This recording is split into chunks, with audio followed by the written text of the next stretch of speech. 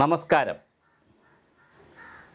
നമ്മൾ കേരള സർക്കാരിൻ്റെ DAയും DRനെ സംബന്ധിച്ച് പലവട്ടം സംസാരിച്ചിട്ടുണ്ട്.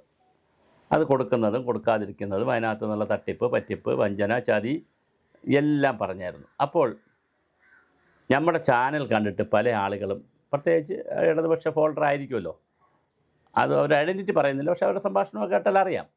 അങ്ങനെ പലരും എന്നെ വിളിക്കുകയും എനിക്ക് മെസ്സേജ് ഇടുകയും വാട്സാപ്പിൽ മെസ്സേജ് ഇടുകയും അത് എന്തുകൊണ്ടാണ് കേന്ദ്രം തരാത്ത DAയെക്കുറിച്ച് പറയുന്നില്ല എന്ന് പറഞ്ഞു. അപ്പോൾ ഞാൻ അതിനെ സംബന്ധിച്ച് അന്വേഷിച്ചു, കേന്ദ്രം ഇനി DA തരാനുണ്ടോ? അപ്പോൾ അന്വേഷിച്ചപ്പോഴാണ് അറിയുന്നത്, കോവിഡ് കാലത്ത് 10-18 മാസത്തെ DA കേന്ദ്ര ഗവൺമെൻറ് പെൻഡിങ് ആണ്. അതേസമയം ആ DA കൊടുക്കാൻ ഒരു നയപരമായ തീരുമാനം എടുക്കേണ്ടതുണ്ട്. കാരണം കോവിഡ് കാലമായതുകൊണ്ട് എടുക്കേണ്ടതുണ്ട്, എടുത്ത് കൊടുക്കും എന്നുള്ളൊരു കൺസെപ്റ്റാണ് ഡൽഹിയിലെ പാർലമെൻറ്റിലും 2 പ്രാവശ്യം ഏതോ MP മാർ ചോദിച്ചപ്പോൾ പറഞ്ഞുവെന്നും അത് അങ്ങനെ ഒരു സജീവ പരിഗണനയിലാണെന്നുള്ളൊരു വിഷയമാണ് കിട്ടിയത്.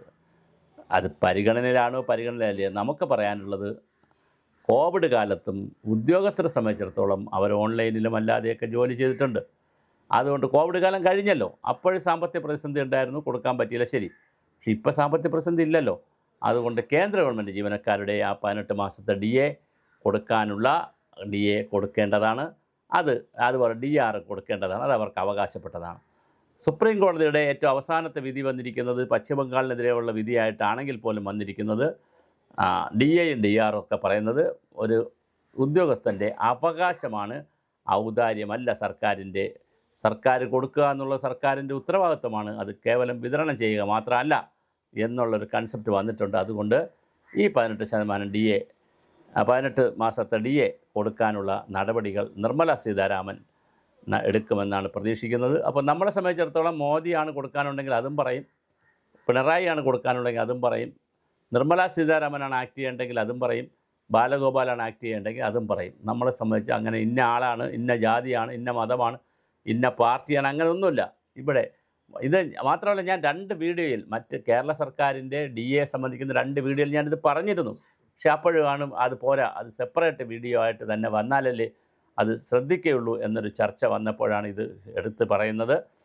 കേന്ദ്ര സർക്കാർ കോവിഡ് കാലത്ത് കൊടുക്കേണ്ടത്, മറ്റ് DA കൊടുക്കുന്നുണ്ട്, കൃത്യമായ പെൻഡിങ് ഇല്ല എന്ന് അറിയുന്ന കൊടുക്കണം. ഇപ്പോൾ ലേറ്റസ്റ്റും കൊടുത്തു എന്നാണ് തോന്നുന്നത്, മാർച്ചിൽ കൊടുക്കുമായിരിക്കും. അപ്പോൾ മാർച്ചിലെ ശമ്പളത്തിലല്ലേ, അപ്പോൾ വരുന്നല്ലേ ഉള്ളൂ. അപ്പോൾ അതുകൊണ്ട് ഇനി എന്തായാലും ബാക്കി ഉള്ള പഴയ പെൻഡിങ് ഉള്ള ആ DA കൊടുക്കും എന്ന് തന്നെ നമുക്ക് കരുതാം.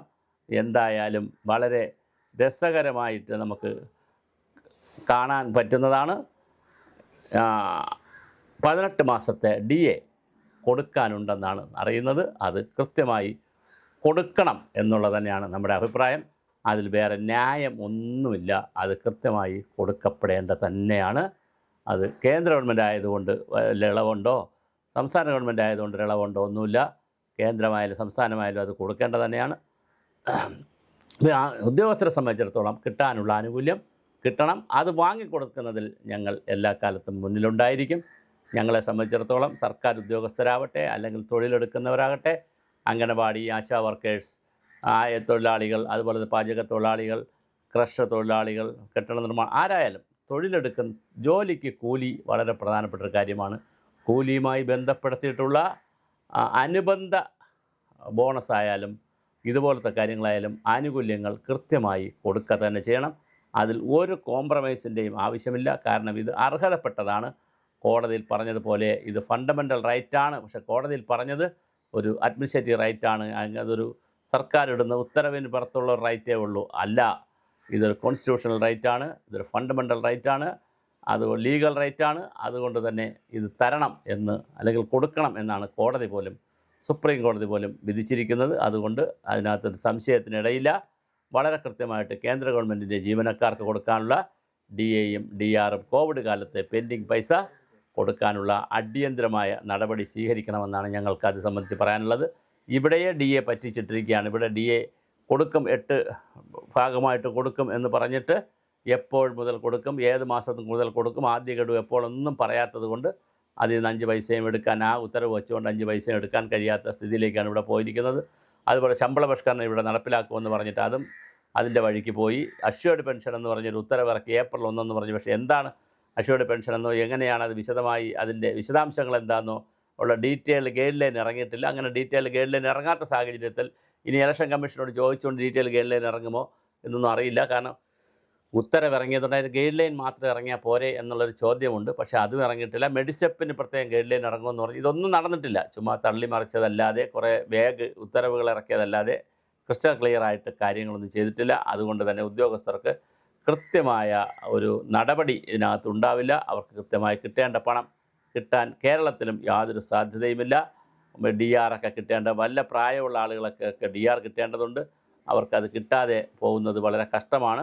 അപ്പോൾ എന്തായാലും വലിയ ഒരു നഷ്ടമാണ് കേരളത്തിലെ DRRനെ സംബന്ധിച്ച് ഇപ്പോൾ ഉള്ളത്. അത് കിട്ടുമായിരിക്കും.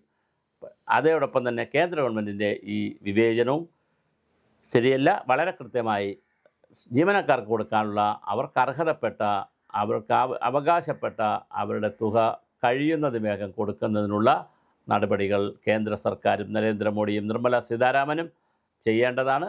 ഇലക്ഷൻ എടുക്കുന്നു, അത് അവിടെ നിന്ന് ഉത്തരവ് വരട്ടെ. ഇവിടുത്തെ ഉത്തരവുകൾ, ഇനിയും വരാനുള്ള ഉത്തരവുകൾ വളരെ കൃത്യമായിട്ട് ഇറക്കണം. കേന്ദ്രത്തിൽ നിന്ന് ഉത്തരവിറക്കുന്നതിന്, പണം കൊടുക്കുന്നതിന് ഇപ്പോൾ തടസ്സമില്ല. ഇലക്ഷൻ കമ്മീഷൻ്റെ തടസ്സമില്ല. നാഷണൽ ഇലക്ഷൻ അല്ല നടക്കുന്നത്, അതുകൊണ്ട് തടസ്സമില്ല. സ്റ്റേറ്റുകളിലാണ് ഈ പെരുമാറ്റച്ചട്ടമുള്ളൂ. അതുകൊണ്ട് നാഷണൽ ലെവലിൽ പലത് കൊടുക്കുന്നതിനും പ്രഖ്യാപിക്കുന്നതിനും പ്രശ്നങ്ങളില്ല. അപ്പോൾ അത് തീർച്ചയായിട്ടും DAയും DRറും കേന്ദ്ര ഗവൺമെൻറ്റിൻ്റെ കോവിഡ് കാലത്ത് കിട്ടാത്തത് പ്രഖ്യാപിക്കുമെന്ന് തന്നെ നമുക്ക് പ്രതീക്ഷിക്കാം. ഇവിടെ കൊടുക്കേണ്ട കണക്കുകളും വിശദമായ രൂപരേഖയും ഗൈഡ് ലൈനും ഇറങ്ങുമെന്ന് തന്നെ നമ്മൾക്ക് പ്രത്യാശയും പ്രതീക്ഷയുമുണ്ട്. അത് ഇറങ്ങിയാൽ ഉദ്യോഗസ്ഥരെ സംബന്ധിച്ചിടത്തോളം വലിയ സഹായകമായിരിക്കും.